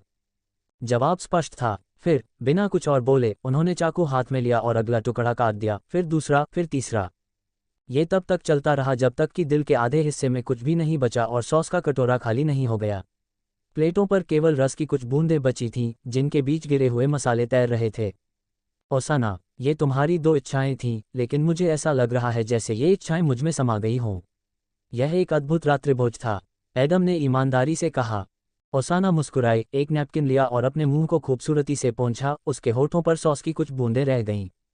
ऐसी स्थिति में आप खुद को भाग्यशाली मान सकते हैं, क्योंकि मेरी इच्छाओं ने आपको भी खुशी दी है। ओसाना ने अपनी उंगलियों को लॉक करते हुए और एडम को गौर से देखते हुए कहा। एडम ने अपना सिर थोड़ा सा झुकाया।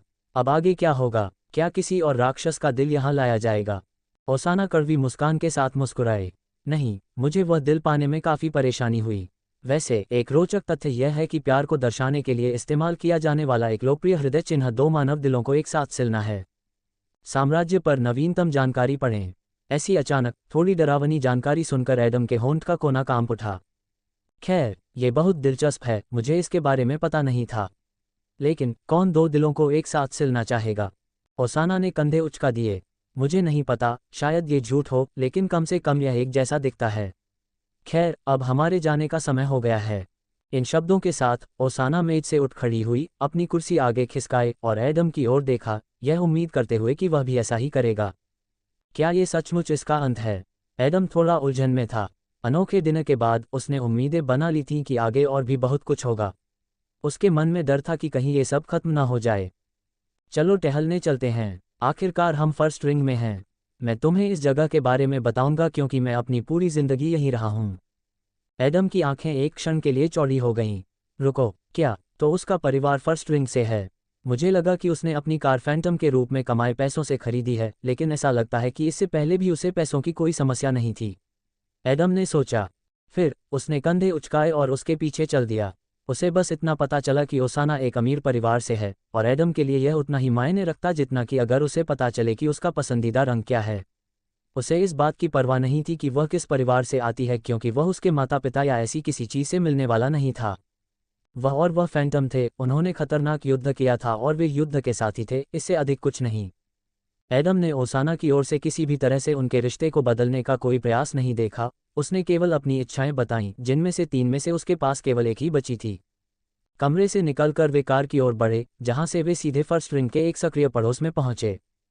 उनके जाने के कुछ मिनट बाद एक दरवाजा खुला और एक नकाबपोश व्यक्ति अंदर आया, जिससे वहां किसी के आने का सारा निशान मिट गया। यात्रा के दौरान ओसाना और एडम ने कुछ शब्दों का आदान प्रदान किया, जब तक कि वे एक प्रसिद्ध पार्क में नहीं पहुंच गए, जिसकी सड़कों पर कैफे की कतारें लगी हुई थीं और लोग जीवन और अपनी खाली शाम का आनंद ले रहे थे। ओह, मैं यहाँ कभी नहीं आया, हालांकि मैं केवल एक बार फर्स्ट रिंग में गया हूँ। एडम ने कंधे उचकाए। ओसाना मंद मंद मुस्कुराए। ये गोल्डन लैंटर्न पार्क है, जो इस क्षेत्र के सबसे बड़े और सबसे लोकप्रिय पार्कों में से एक है। ये 7वां है। एडम ने उसे उलझन भरी नज़र से देखा। ओसाना ने गहरी सांस ली। शायद आपको पता न हो, लेकिन फर्स्ट रिंग 9 डोमेन में विभाजित है। यह उनका आधिकारिक नाम है, लेकिन कोई भी इसे इस नाम से नहीं पुकारता, क्योंकि यहाँ हर कोई एक अधिक लोकप्रिय शब्द का प्रयोग करता है, विंग्स। एडम ने गहरी सहमति में सिर हिलाया। तो पहला वलय 9 पंखों में विभाजित है। हाँ, प्रत्येक पंख एक चतुर्भुज के आकार का है। यद्यपि आप वृत्त को किसी अन्य तरीके से बराबर भागों में विभाजित नहीं कर सकते, केवल 9 त्रिभुज हैं जिनका आधार गोलाकार है, जहां दूसरा वलय शुरू होता है। एडम ने पुनः सिर हिलाया, उसकी निगाहों में जिज्ञासा स्पष्ट थी। प्रत्येक विंग की स्थिति अलग अलग है। इस प्रकार 5वें विंग के लोग 8वें विंग के लोगों को हीन समझते हैं। यह अनावश्यक रूप से कठोर लग सकता है, लेकिन मैं जानता हूं कि मैं किस बारे में बात कर रहा हूं। एडम ने सांस रोककर सांस रोकी। उसे एहसास हुआ कि ओसाना शायद निचले विंग से थी, इसलिए उसने उससे इस बारे में और कुछ नहीं पूछा। खैर, अगर आपकी रुचि हो तो मैं आपको इसके बारे में बाद में बताऊंगा, अभी तो चलिए टहलते हैं। जरूर, लेकिन उससे पहले मुझे कुछ काम करना है। ओसाना ने अपना चश्मा लगाने और अपने लंबे खूबसूरत गुलाबी बालों को एक जूड़े में बांधने से पहले कहा। फिर उसने एक चौड़े किनारे वाली टोपी पहन ली, जैसे वह किसी से छिपने जा रही हो। जाने से पहले उसने एक बार अपनी जेब टटोली, ताकि यह सुनिश्चित हो सके कि वह कोई महत्वपूर्ण वस्तु भूल न गई हो। एडम थोड़ा हैरान था, लेकिन उसने उसकी हरकतों का कोई छिपा हुआ मतलब नहीं निकाला। अगर यह एक लोकप्रिय पार्क है तो शायद यहाँ कुछ लोग होंगे जिन्हें वह जानती है। वह शायद नहीं चाहती कि हमारी सैर में किसी की वजह से कोई बाधा आए। एडम ने कंधे उचकाकर ओसाना का पीछा करते हुए सुझाव दिया। पार्क में टहलते हुए एडम ने चारों ओर नजर घुमाई। वह एक बार फिर फर्स्ट रिंग में मौजूद हर चीज की विलासिता और सुंदरता को देखकर हैरान रह गया। पार्क में सब कुछ एकदम सही था, विरल और अच्छी तरह से काटे गए पौधों से लेकर रास्तों, बेंचों और वेंडिंग मशीनों तक, जहां कोई भी ठंडा पे ले सकता था। यहाँ वहाँ लोगों के मनोरंजन के लिए विभिन्न कार्यक्रम होते थे और शांतिपूर्ण स्थान भी थे जहाँ कोई विचारों की गहराइयों में गोता लगा सकता था। उनके पास से गुजरने वाले लोग खुश, दुखी, गंभीर, दयालु और क्रोधित दिख रहे थे, लेकिन वे सभी अच्छे कपड़े पहने हुए थे, जिससे पता चलता था कि उन्हें पैसे की कोई समस्या नहीं थी, खासकर बाकी रिंग्स की तुलना में। इस प्रकार ओसाना और एडम जल्द ही लाल पत्ते और गहरे रंग की छाल वाले एक विशाल पेड़ के पास पहुंच गए। ऐसा लग रहा था कि यह पेड़ मृत भूमि से लाया गया था। इस पूरे समय ओसाना ने शायद ही कभी कुछ कहा, केवल कभी कभी घबराहट से इधर उधर देखती और अपनी हथेली को अपनी छाती पर दबाती। एडम को कोई आपत्ति नहीं थी, क्योंकि उसने कभी सोचा भी नहीं था कि वह आज इतने खूबसूरत पार्क के बीच में होगा। उसे सब कुछ ठीक लग रहा था। केवल कभी कभी एडम का मन इस बात से विचलित हो जाता था कि ओसाना की तीसरी इच्छा क्या होगी। वह वास्तव में ये जानने के लिए उत्सुक था। एडम, ओसाना ने काफी देर बाद रुकते हुए कहा। हाँ, एडम ने थोड़ा हैरान होकर भौहें उठाईं। फिर ओसाना ने एक गहरी सांस ली और पीछे मुड़ी। उसकी नज़र गंभीर और इरादे से भरी हुई थी। उसने जल्दी से चारों ओर देखा, वहां कोई और नहीं था, सिर्फ वह और एडम थे। मैं तुम्हें अपनी तीसरी इच्छा बताना चाहती हूँ, ओसाना ने अपने हाथ मुट्ठी में बंद करते हुए कहा। हल्की हवा की धाराएं उसके चेहरे के सामने से गुजरीं, जिससे उसके बालों के सिरे उसकी टोपी के नीचे से दिखाई देने लगे, उसकी गहरी आंखों के सामने, जो क्रिस्टल की तरह साफ थीं। एडम ने अपने कंधे उचकाए। जरूर, आप जो भी कहें, मुझे उसे सुनने और करने में खुशी होगी, एडम ने शांतिपूर्वक उत्तर दिया। ओसाना ने अपनी जेब से एक लाल रंग का बक्सा निकाला और एडम के सामने घुटने के बल बैठ गई। फिर उसने थोड़ा सिर हिलाया। क्या आप करेंगे मुझसे शादी? ओसाना ने शांतिपूर्वक बक्सा खोलते हुए कहा और उसमें से सगाई की अंगूठी निकाली। ओसाना की 3 इच्छाएं थीं। वह एडम से कुछ भी मांग सकती थी, सिवाय इसके कि वह उसके लिए मर जाए। चूंकि लगभग कोई भी इच्छा कम महत्वपूर्ण थी और बचाए गए जीवन से कम मूल्यवान थी, ओसाना ने एडम के साथ ठीक यही किया। ओसाना ने पहली 2 इच्छाएं सिर्फ एडम के साथ शाम और दिन बिताने के लिए पूरी की। इससे उसे राहत मिली। उसने उम्मीद की कि तीसरी इच्छा भी उतनी ही सहज और सरल होगी। एडम ने अनुमान लगाया कि ओसाना को स्वयं भी नहीं पता कि उसने 3 इच्छाओं के साथ यह स्थिति क्यों पैदा की थी, इसलिए वह हर छोटी छोटी बात के लिए उनका प्रयोग कर रही थी। लेकिन जब ओसाना ने अपनी तीसरी इच्छा व्यक्त की, तो एडम को एहसास हुआ कि यह अभी भी ओसाना ही थी। उसकी प्रत्येक क्रिया सार्थक थी, क्योंकि पिछली दो इच्छाएं केवल खोखली इच्छाएं थीं, वे हानिरहित थीं और एडम को असहज महसूस कराती थीं। वह इस बात से थोड़ा परेशान था कि ओसाना ने अपनी दो इच्छाओं का उपयोग करके एक ऐसे रात्रिभोज का आयोजन किया था जिसमें एडम को केवल आनंद और एक अनोखा अनुभव ही मिला। वह उसकी तीसरी इच्छा पूरी करना चाहता था, चाहे वह कुछ भी हो। हालांकि एडम को यह भरोसा केवल इसलिए था क्योंकि वह नहीं जानता था कि उसके लिए क्या इंतजार कर रहा था। होश। हवा की एक अकेली धारा एडम के कंधों पर बहकर ओसाना की ओर बढ़ रही थी, जो आत्मविश्वास से एक घुटने पर खड़ी थी। उसने अपनी शादी की अंगूठी वाला हाथ पकड़ रखा था, जबकि उसका दूसरा हाथ एक शूरवीर की तरह उसकी छाती पर रखा हुआ था। क्या क्या वह शादी करना चाहती है? क्या यह उसकी तीसरी इच्छा है? धिक्कार है। उसने सब कुछ बहुत जल्दी और बहुत दबाव में किया। नहीं, मैं क्या सोच रहा हूँ? यह उसकी इच्छा कैसे हो सकती है? यहाँ क्या चल रहा है? एडम ने मन ही मन कहा। ओसाना का सुझाव एडम के अंदर असली अराजकता शुरू करने के लिए पर्याप्त था। पहले तो उसने सोचा कि यह मजाक है या उसने गलत सुना है, लेकिन सगाई की अंगूठी और ओसाना के गंभीर चेहरे को देखते हुए यह संभव नहीं था। एडम, मैं जब तक आवश्यक हो प्रतीक्षा करने को तैयार हूं, लेकिन मुझे लगता है कि उत्तर पहले से ही स्पष्ट है न? ओसाना ने शांतिपूर्वक कहा, जैसे वह कोई मामूली बात कह रही हो जिसे लोग हर दिन करते हैं और उस पर दोबारा विचार नहीं करते। आप मेरी अंतिम इच्छा को अस्वीकार नहीं करेंगे? यह कोई प्रश्न नहीं था, यह एक दावा था, लेकिन ऐसा दावा जिसने एडम के लिए आक्रोश की कोई गुंजाइश नहीं छोड़ी। रुको, ओसाना, ये सामान्य नहीं है, एडम ने हाथ हिलाते हुए कहा। मैं ऐसा नहीं कर सकता। कम से कम मुझे तो समझाओ कि यहाँ क्या हो रहा है। एडम पूरी तरह से उलझन में था। उनके दिमाग में, दो लोग तब शादी करते हैं जब वे एक दूसरे से प्यार करते हैं, कुछ समय से डेटिंग कर रहे होते हैं और पहले से ही एक दूसरे की ताकत और कमजोरियों से परिचित हो चुके होते हैं और घर परिवार से परिचित हो चुके होते हैं। ओसाना के मामले में इनमें से कुछ भी नहीं हुआ। उनके बीच बस एक असामान्य रात्रिभोज हुआ था, जिसमें ओसाना ने एडम में प्रेम साथी के रूप में कोई रुचि नहीं दिखाई थी। ऐसा लग रहा था मानो यह एक जाल था जिससे एडम बच नहीं सकता था। लेकिन फिर भी एडम ये समझना चाहता था कि इस जाल का उद्देश्य क्या था। ओसाना ने ऐसा क्यों किया? उसके प्रश्न का कोई उत्तर नहीं मिला।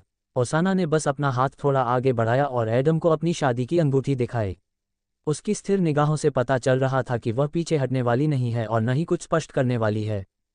उसकी निगाहें सचमुच एडम पर टिकी थीं, उसे याद दिलाते हुए कि यह उसकी आखिरी और सबसे महत्वपूर्ण इच्छा थी, कि उसने उसकी जान बचाई थी और उसने वादा किया था कि वह कुछ भी करेगा। क्या आदम मना कर सकता था? जरूर, लेकिन आगे क्या? क्या वह बस भाग जाएगा और अज्ञात समय के लिए ओसाना को नज़रअंदाज करना शुरू कर देगा? यह आसान नहीं था, लेकिन 1 मिनट के बाद एडम ने हार मान ली। ठीक है, मैं सहमत हूं, लेकिन आपको मुझे ये बताना होगा कि यहाँ क्या हो रहा है। एडम ने गहरी सांस लेते हुए सख्ती से कहा। ओसाना ने अपना सिर थोड़ा नीचे झुकाते हुए मुस्कुराए। यह उसके चेहरे से स्पष्ट नहीं था, लेकिन वह बहुत चिंतित थी। यह एडम से शादी करने का उसका एकमात्र और सबसे अच्छा अवसर था। ऐसा करने के लिए उसने रात के खाने के लिए दो इच्छाओं का इस्तेमाल किया, यहाँ आए और सही समय और स्थान चुना, साथ ही एडम से कहलवाया कि वह कुछ भी करने को तैयार है, चाहे तीसरी इच्छा कुछ भी हो। एक तरह से ओसाना सिल्वाना के समान ही थी, क्योंकि उन दोनों ने ही कार्य करने से पहले हर संभव तरीके से अपनी सफलता की संभावनाओं को अधिकतम करने का प्रयास किया। शायद अगर सिल्वाना अधिक चालाक और कुटिल होती, तो अगर वह फैंटम होती तो वह लगभग ओसाना की प्रतिकृति होती। साम्राज्य के साथ अपना साहसिक कार्य जारी रखें। एडम का जवाब सुनकर ओसाना कुछ नहीं बोली। इसके बजाय वह एडम के पास गई, पुनः एक घुटने पर बैठ गई और आत्मविश्वास से उसकी उंगली में अंगूठी पहना दी। यह इस बात का प्रमाण था कि वह जीत गई थी और एडम को अंत तक उसकी अंतिम इच्छा पूरी करनी पड़ी। एडम, आपका अंतिम नाम विंटर है न? ओसाना ने उसके सामने सीधे खड़े होकर पूछा। एडम इस अचानक प्रश्न से घबरा गया। हाँ, एडम विंटर। क्या? जब ओसाना ने अपनी छोटी उंगली को काटा तो उसके मुंह के कोने ऊपर उठ गए। ओसाना विंटर, बुरा नहीं है, बिल्कुल भी बुरा नहीं है। या शायद आप मेरा अंतिम नाम लेना चाहें। खैर, मुझे लगता है कि आप इस बारे में थोड़ी देर बाद फैसला कर सकते हैं। क्रैकल। एडम का हाथ हरकत में आया और उसने ओसाना की कलाई को खतरनाक नज़रों से कसकर पकड़ लिया। ओसाना, मैं स्पष्टीकरण चाहता हूँ। अगर तुम मुझे कुछ नहीं बताओगी तो मैं तुमसे शादी कर लूँगा और उसी दिन तलाक के लिए अर्जी दाखिल कर दूंगा और हम फिर कभी एक दूसरे को नहीं देखेंगे। अगर तुम यही नतीजा चाहती हो तो तुम चुप रहना जारी रख सकती हो। अब जब एडम ने ओसाना का प्रस्ताव स्वीकार कर लिया था और उसकी तीसरी इच्छा पूरी करने लगा था, तो उसे कार्रवाई की आज़ादी मिल गई थी। वह उस पर हमला कर सकता था और अल्टीमेटम दे सकता था, जिसके अनुसार उसे खुद को ढालना पड़ता। हालांकि ओसाना भयभीत नहीं थी, क्योंकि उसे एडम की जिज्ञासा को संतुष्ट करने में कोई आपत्ति नहीं थी।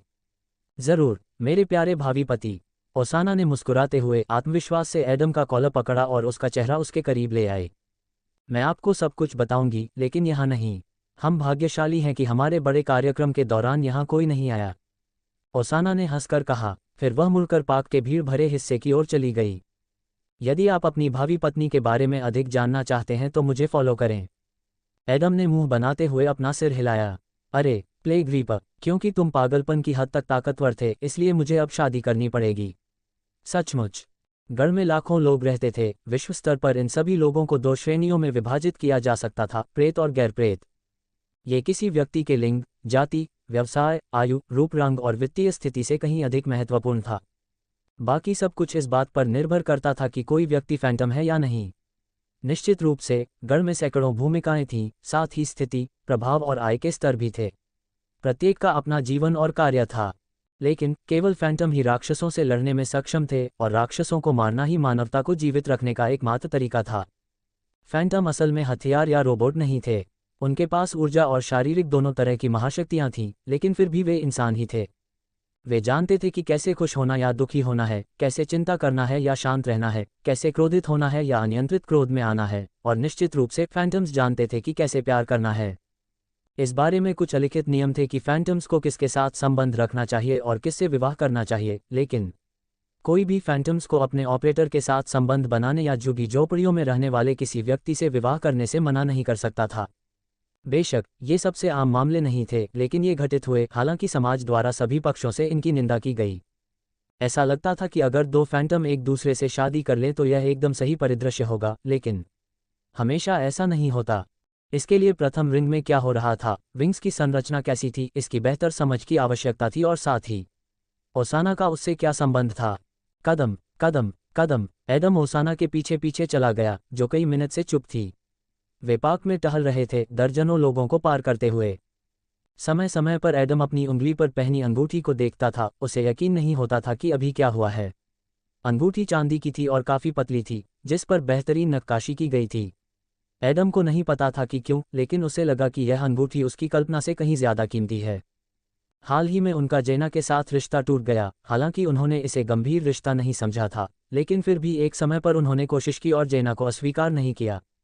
जेना की भी उस स्थिति के बारे में वही राय थी जो एडम की थी, इसलिए उनके बीच कोई समस्या या नाराजगी नहीं थी।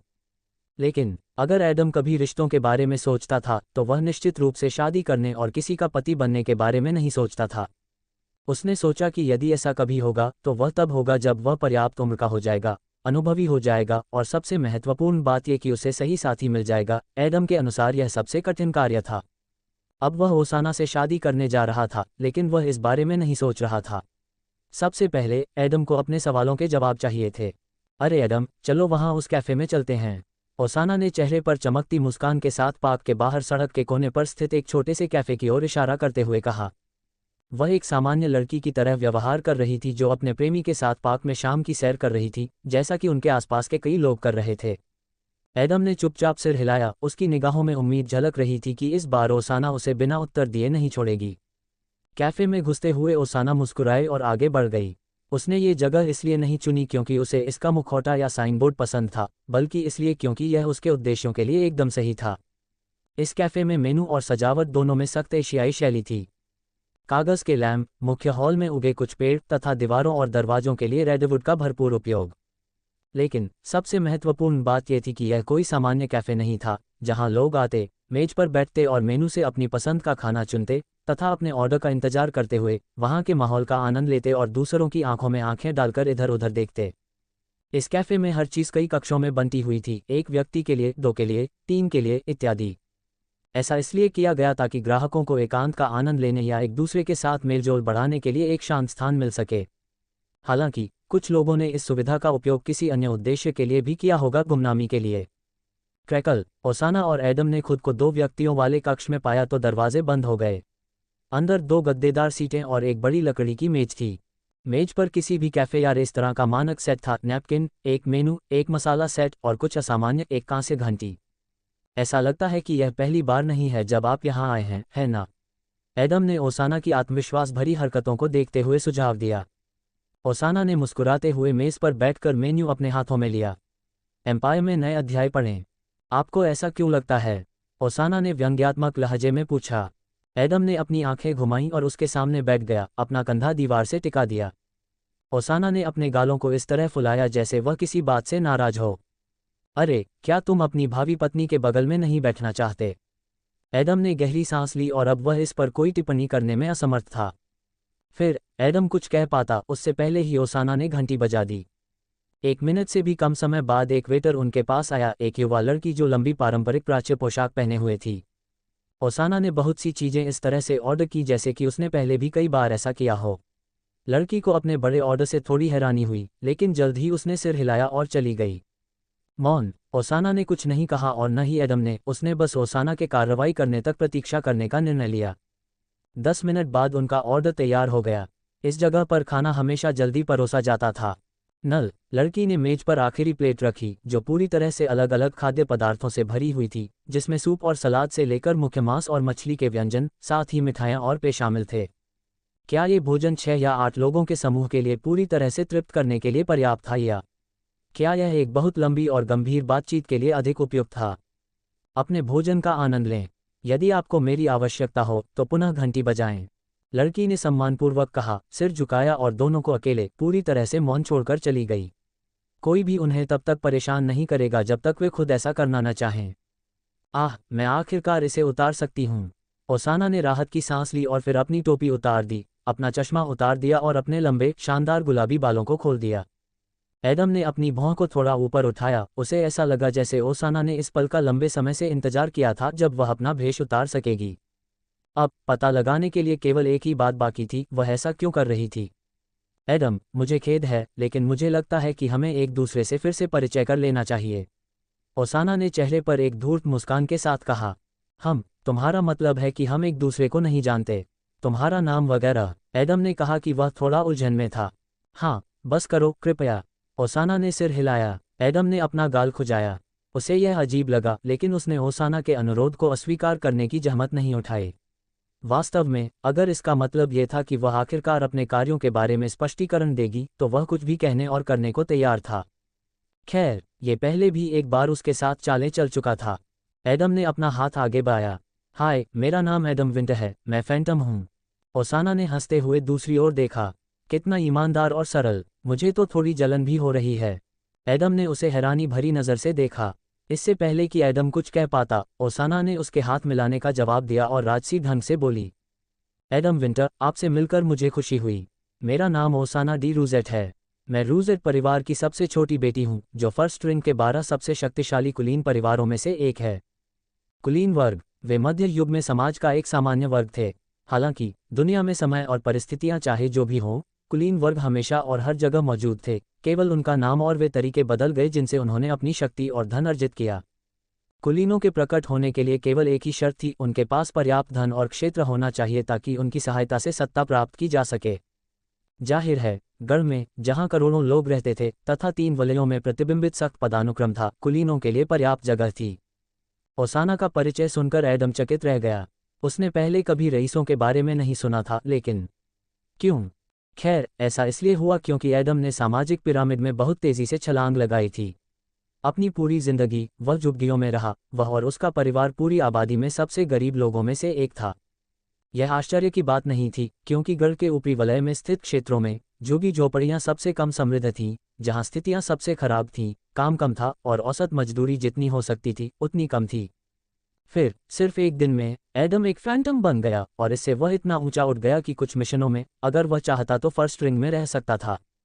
उनके पास अन्य कार्य और एक दूसरी दुनिया, मृतभूमि थी, जहां उन्होंने बहुत समय बिताया, विकास किया और पैसा कमाया। जो लोग झुग्गी झोपड़ियों या तीसरे क्षेत्र से निकलकर पहले क्षेत्र में आए, वे पूरी तरह से अलग रास्ते पर थे। वे प्रेत नहीं थे, इसलिए वे किसी क्षेत्र में अपनी प्रतिभा, व्यवसाय के लिए एक अच्छे विचार और थोड़ी किस्मत पर ही भरोसा कर सकते थे। अपने रास्ते में उन्हें दूसरे लोगों का सामना करना पड़ा, धीरे धीरे एक रिंग से दूसरी रिंग तक अपना रास्ता बनाते हुए। इस प्रकार देर सवेर यदि ये लोग ऊंचाइयों पर पहुंचने में कामयाब हो जाते तो वे कुलीनों से टकरा जाते। वास्तव में एडम ने पहले भी कुलीनों के बारे में सुना था, वह उन्हें प्रथम वलय में रहने वाले धनी लोग ही समझता था। ये याद रखना जरूरी है कि एडम के फैंटम बनने से पहले वह कभी भी फर्स्ट रिंग में नहीं गया था, और न ही उसका परिवार। फर्स्ट रिंग के बारे में उसकी जानकारी सिर्फ इस विचार तक सीमित थी कि वहाँ अमीर लोग रहते थे और बस इतना ही। खैर, शायद यह आसान था, शायद नहीं, लेकिन अब वह क्षण आ गया था जब उसे प्रथम रिंग के कुलीनों और सच्चे अभिजात वर्ग से मिलना होगा। किसी न किसी समय ऐसा अधिकांश फैंटम के साथ हुआ जिन्होंने कुछ सफलता हासिल की। आखिरकार फैंटम की एक विशेष प्रतिष्ठा थी, उन्हें उनकी उपलब्धियों के साथ साथ उनकी शक्तियों के लिए भी सम्मान दिया जाता था। हालांकि उसकी स्थिति दूसरों जैसी नहीं थी। आमतौर पर यदि फैंटम्स का सामना रईसों से होता था तो ऐसा इसलिए होता था क्योंकि फैंटम्स ने रईसों से कुछ विशेष आदेश स्वीकार किए होते थे या उन्हें परिचय के लिए विभिन्न आयोजनों में आमंत्रित किया जाता था। अपनी पिछली सफलताओं के कारण एक फैंटम के रूप में एडम की बढ़ती लोकप्रियता, शक्ति और अधिकार को देखते हुए संभवतः ऐसा ही कुछ उसके साथ भी जल्द ही घटित होगा। लेकिन ओसाना से मुलाकात ने सब कुछ बदल दिया। अब वह कुलीनों का सामना एक प्रेत के रूप में नहीं करेगा जिसे गढ़ के केंद्र से शक्तिशाली और धनी लोगों ने देखा है, बल्कि सबसे शक्तिशाली कुलीन परिवारों में से एक की सबसे छोटी बेटी के भावी पति के रूप में करेगा। ओसाना डी रूज़ेट, एडम ने कांपती आवाज में कहा, 12 परिवारों में से एक। ओसाना ने हल्के से सिर हिलाकर मुस्कुरा दिया। हाँ, तुमने सही सुना। एडम ने गला साफ किया। वह कुलीनों, उनके रिश्तों या गढ़ पदानुक्रम में उनके स्थान के बारे में ज़्यादा नहीं जानता था, लेकिन उसने महसूस किया कि यदि रोजेट परिवार 12 सबसे शक्तिशाली परिवारों में से एक था तो उनके पास अविश्वसनीय धन और शक्ति थी। लेकिन क्यों? तुमने इसका जिक्र अभी क्यों किया? और तुमने मेरे साथ डेडलैंड्स में लड़ाई क्यों की? क्या एक कुलीन महिला के तौर पर तुम्हारे जीवन की रक्षा नहीं होनी चाहिए? एडम ने पूछा। वह अपने निष्कर्षों के बारे में अनिश्चित था। ओसाना ने अपनी भौं उठाई और उसे हैरानी भरी नज़र से देखा। तब हा हा हा हा हा हा, एडम, ये कैसी बचकानी धारणाएं हैं? ओसाना हंसा। उसने खुद को संभालने की कोशिश की, लेकिन जैसे ही वह शांत हुई उसके ऊपर हंसी की एक नई लहर छा गई। हा हा हा हा, क्या आपको लगता है कि मैं एक राजकुमारी हूं जिसे शूरवीरों के एक दस्ते द्वारा संरक्षित करने की आवश्यकता है? हा हा हा। ओसाना तब तक हंसती रही जब तक कि उसके पेट में दर्द नहीं होने लगा और उसकी आंखों के कोनों में आंसू नहीं आ गए। एडम ने भौहें सिकुड़ते हुए अपनी बाहों को अपनी छाती पर रख लिया। उसे लगा कि उसने सामान्य प्रश्न पूछे हैं क्योंकि उसे लगा कि कुलीन लोग महत्वपूर्ण लोग हैं। आखिरकार ओसाना अपने आखिरी मिशन पर मौत के करीब पहुंच गया था। वहां प्लेग रीपर था, इसलिए मौत उनमें से प्रत्येक के पीछे थी। ओह, मुझे खेद है। यह मेरी ओर से पूरी तरह से अशिष्टता थी। ओसाना ने अपना गंभीर चेहरा वापस पाने से पहले एक गहरी सांस ली। साम्राज्य पर आपका अगला अध्याय आपका इंतजार कर रहा है। एडम, ऐसा लगता है कि तुम्हें रईसों के बारे में कुछ भी नहीं पता, इसलिए मैं तुम्हें थोड़ा बहुत बता दूं। ओसाना ने मुस्कुराते हुए मेज से एक कॉकटेल उठाया। आगे बोलने से पहले उसने एक घूंट लिया। सबसे पहले, यहाँ काफ़ी कुलीन परिवार हैं, इनकी संख्या सिर्फ 12 नहीं है बल्कि दर्जनों हैं। हालांकि यह सब इस बात पर निर्भर करता है कि गिनती कैसे की जाती है। कुछ लोगों का कहना है कि 100 से भी कम कुलीन परिवार हैं और दूसरे कहते हैं कि 100 से ज़्यादा हैं, लेकिन इनमें से कोई भी बात मायने नहीं रखती। ओसाना ने हाथ हिलाकर यह दर्शाया कि उसे साधारण कुलीन लोगों में कोई रुचि नहीं है। जो कोई भी प्रथम रिंग में रहता है वह जानता है कि कुलीन परिवारों में 12 मुख्य परिवार हैं जिन्हें सामान्यतः 12 शाखाएं कहा जाता है। एडम ने भौं उठाए। 12 शाखाएं। मैंने सोचा था कि पैसे या शायद प्रभाव से संबंधित कोई और शीर्षक होगा। एडम ने सुझाव दिया। किसी कारण से ये शीर्षक उसे जाना पहचाना लगा। ओसाना ने सिर हिलाया। जरूर, ये सबसे उपयुक्त शीर्षक है। देखिए, कुलीन परिवारों में ऐसे परिवार होते हैं जिनका मुखिया एक साधारण इंसान या कोई प्रेत होता है, लेकिन 12 शाखाओं में परिवारों के मुखिया केवल प्रेत होते हैं। इसमें रोजेट परिवार भी शामिल है। एडम ने गहरी सांस ली और फिर मेज पर एक नज़र डाली तथा खाने के लिए कुछ चुना। लगता है ये कहानी लंबी चलने वाली है। खैर, मुझे लगता है कि मेरे पास कोई विकल्प नहीं है सिवाय इसके कि मैं ये पता लगाऊं कि यहाँ क्या हो रहा है। मुझे अंततः तुमसे शादी करनी ही पड़ेगी। तुमने मुझे पहले ही इसके लिए राजी कर लिया है। ओसाना मुस्कुराया। हाँ, चिंता करने की कोई ज़रूरत नहीं है। ये हम दोनों के लिए अच्छा सौदा साबित हो सकता है।